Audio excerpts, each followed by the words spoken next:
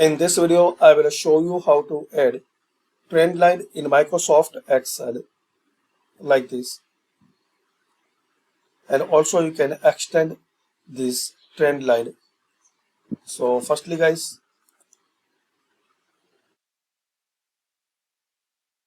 select your data, then insert and select this chart. Now you don't have this Trendline, so select and right click on it. And here the option add Trendline. Just click on it. And here you can extend in forward or backward. Just enter the number as your need and click anyway